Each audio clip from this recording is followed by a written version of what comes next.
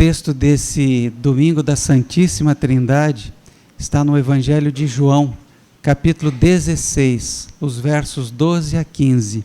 A página é a de número 1416. Tenho ainda muito que vos dizer, mas vós não o podeis suportar agora. Quando vier, porém, o Espírito da verdade, ele vos guiará a toda a verdade, porque não falará por si mesmo, mas dirá tudo o que tiver ouvido, e vos anunciará as coisas que hão de vir. Ele me glorificará, porque há de receber do que é meu e vô-lo há de anunciar. Tudo quanto o Pai tem é meu. Por isso é que vos disse que há de receber do que é meu e vô-lo há de anunciar. Palavras do Santo Evangelho de nosso Senhor Jesus Cristo. Amém.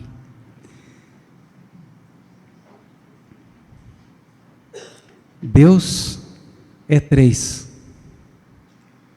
O três evita a solidão, supera a separação e ultrapassa a exclusão. São estonteantes esses 3 capítulos, 14, 15 e 16 do Evangelho de João.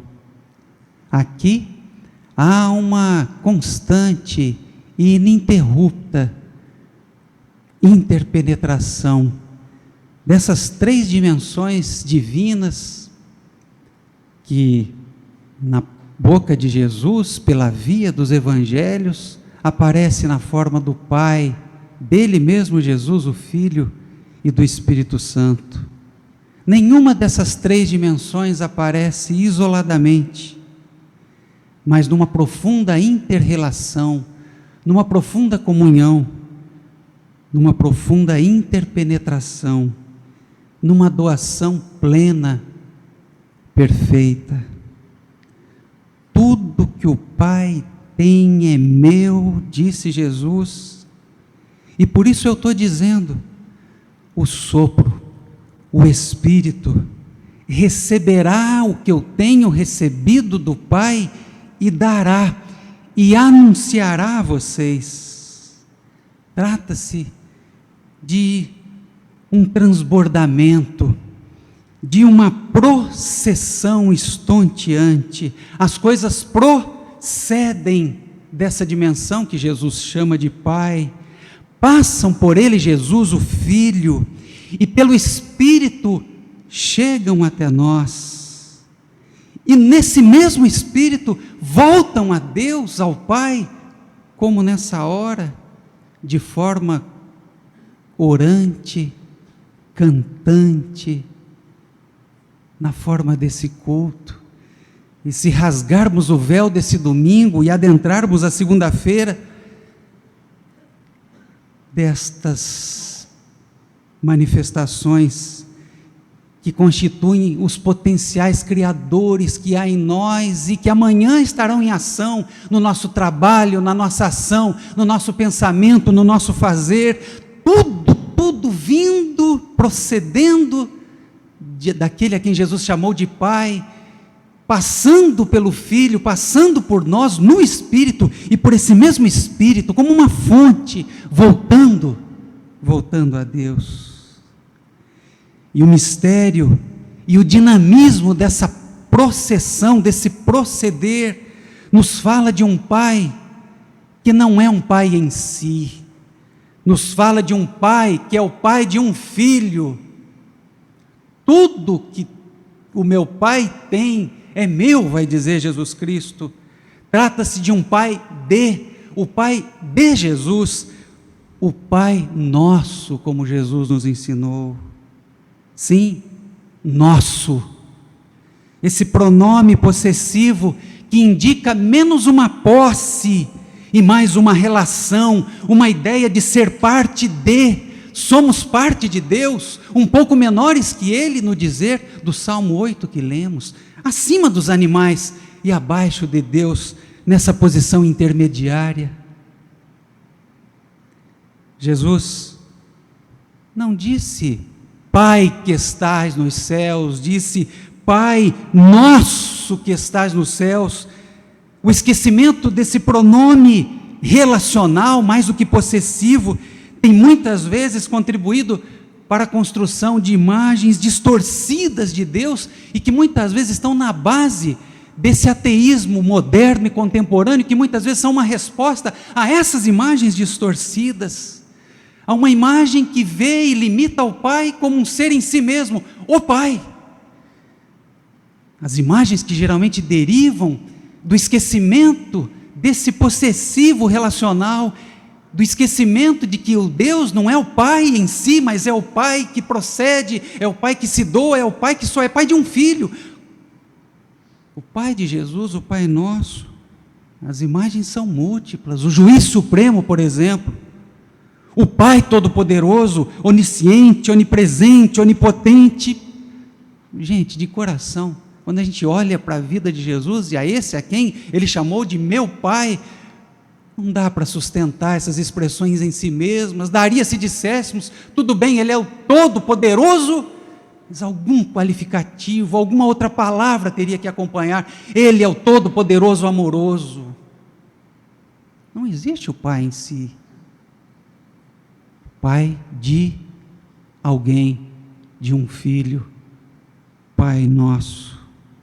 E as imagens do fiel, do cristão, que derivam dessa perda, desse pequeno elemento, desse pronome relacional, desse Pai nosso, são imagens também ruins, difíceis. O fiel aparece como um súdito, muitas vezes como um escravo, como um capacho, esquecidos de que fomos criados à imagem e semelhança desse Pai. E aí está muitas vezes a gênese dessas religiões do medo, da culpa e sobretudo das trapaças, das negociatas, das negociações espúrias. Quando Deus é aquele a quem tememos, quando Deus é esse ser misterioso em si, só nos resta trapaceá-lo e colocá-lo a serviço dos nossos interesses. É o Pai de Jesus Cristo, é o Pai nosso. Por essa pequena partícula, Deus é o Pai de Jesus, Deus é o nosso Pai.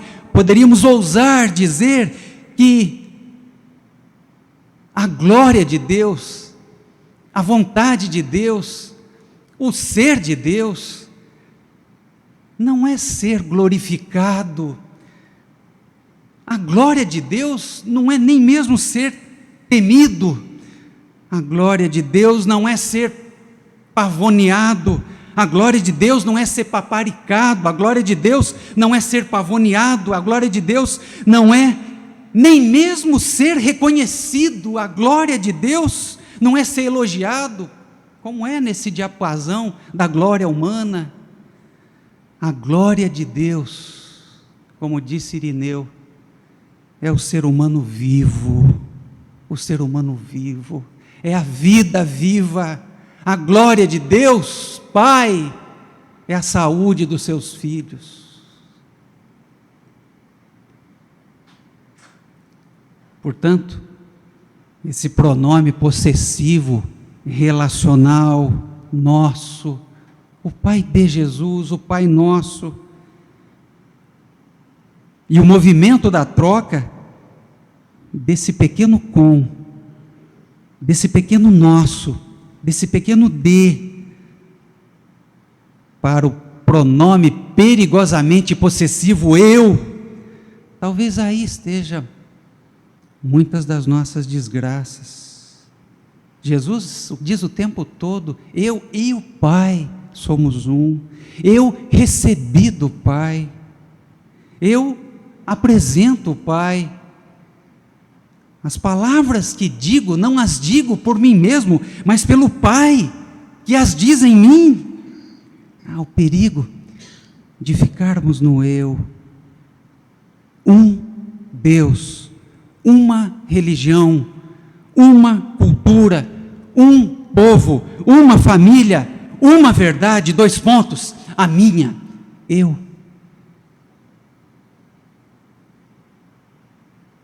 Somos um amontoado de coisas. Há uma pequena trindade dentro de cada um de nós.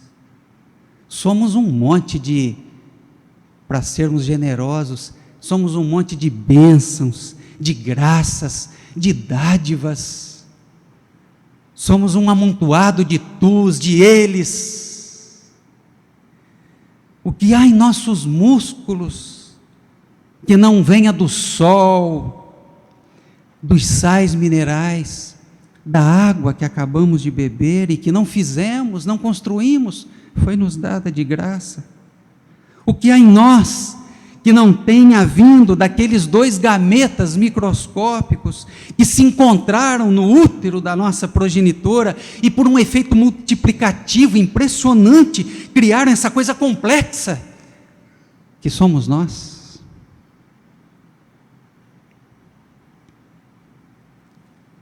Esse nó de relações que somos nós, no dizer de Exupéry. O que há em nós?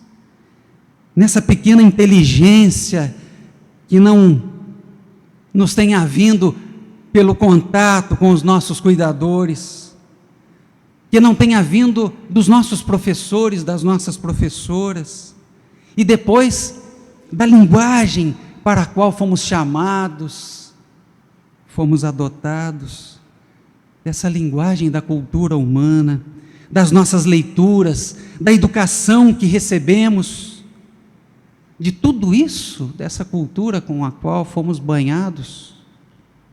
Nós só existimos por esse entrelaçamento com os outros.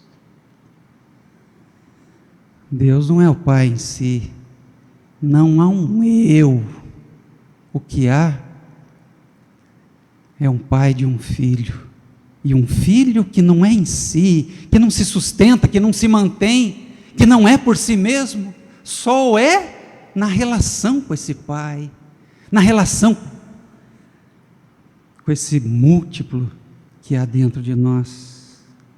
Por isso a palavra para dizer isso é gratidão. Gratidão por sermos assim, por sermos esse nó de relações.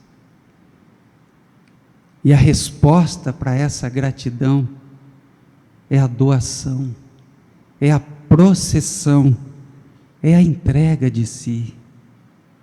Por isso o egoísmo é uma experiência tão dolorida sempre, é uma experiência dilaceradora, desagregadora, destruidora, que provoca uma ruptura profunda na base da maioria, e que está na base da maioria das desgraças que afligem o mundo. O egoísmo nos priva da gratidão.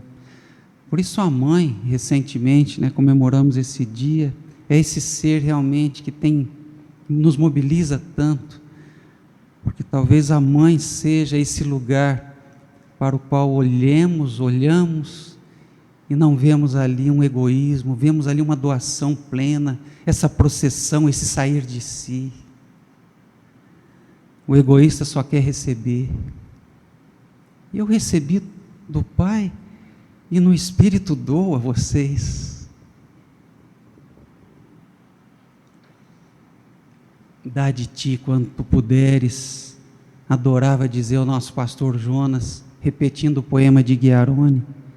O talento, a energia, o coração, dá de ti para homens e mulheres, como as árvores e as fontes dão. Vejam sempre esse elemento processional, esse proceder, esse sair de si, que há nas fontes, nas árvores, em tudo.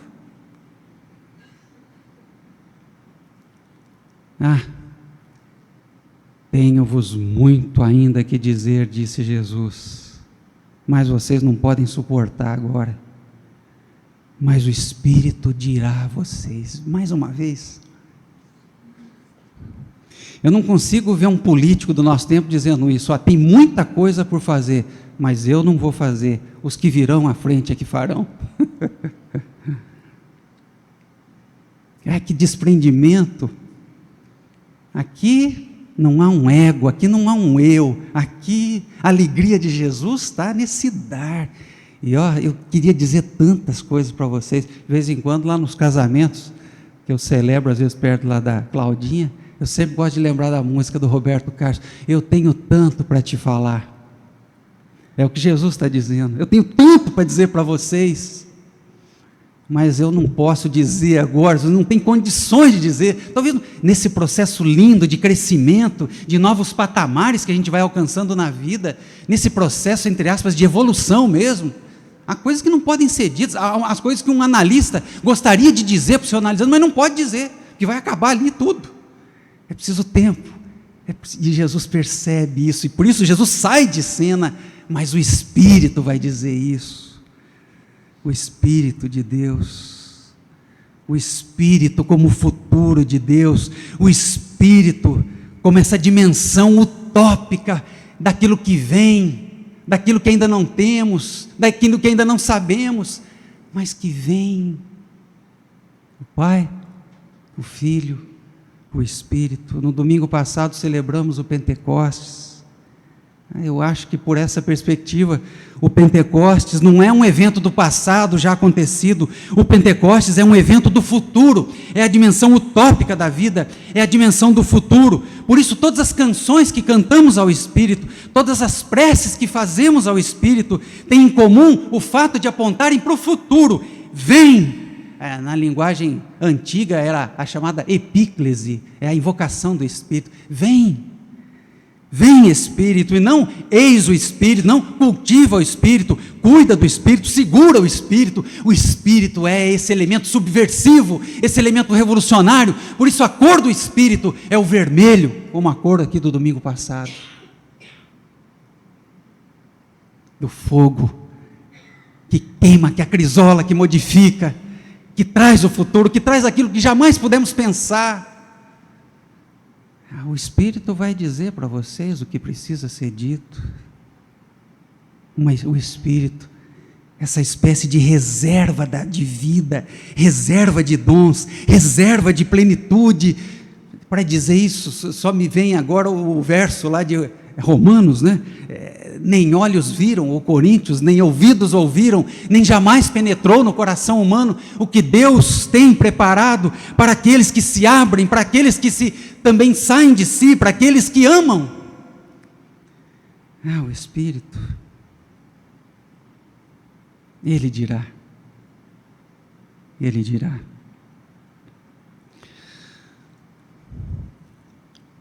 Eu acho que eu estou ficando pentecostal, viu gente, ultimamente.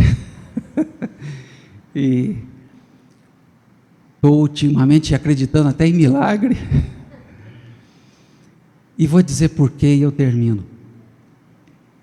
É claro que eu estou fazendo uma brincadeira séria e que tem a ver com uma experiência vivida pelos nossos pais e mães fundadores e fundadoras. Foi nesse templo. O reverendo Jovelino Ramos estava lá em cima no seu escritório pastoral, naquela velha cadeira, que hoje nem existe mais, e de repente ouviu, está lá na casa da Solange, tudo essas coisas velhas a Solange leva para a casa dela. A história da igreja está lá na casa da Solange. E aí o reverendo começa a ouvir, milagre, milagre, milagre. Ele deve ter pensado consigo, meu Deus, foi essa teologia que eu ensinei aqui nessa igreja. O que está acontecendo? Assustado, desceu correndo as escadarias aqui, né, do templo, veio para cá. E o que ele viu? Havia um menino, bem pequenininho, chamado Amaurizinho. O Amaurizinho veio para cá, talvez um dos fundadores que estejam aqui do CREI, vão se lembrar disso, como os de manhã lembraram. O Amaurizinho, por conta da desnutrição crônica, perdeu a capacidade de andar, de se locomover. E já era tratado como uma espécie de paralítico, como se fosse uma espécie de paralisia.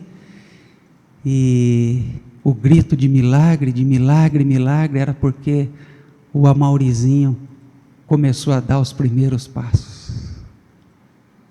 Milagre, milagre, milagre. Nem olhos viram, nem ouvidos ouviram nem jamais penetrou no coração humano. O que Deus tem para fazer, para que a sua glória se manifeste no ser humano, e que o ser humano viva, se alegre, e sinta que ele é um filho, e não um escravo, e não um servo. Que Deus nos ilumine, que Deus nos abençoe, que a gente seja uma comunidade também trinitária, carismática, pentecostal nesse sentido. Nós cremos que Deus quer que sejamos vivos. Nós cremos e acreditamos nesse milagre. Trabalhemos por Ele, saiamos de nós e vençamos todas as formas de egoísmo. Amém.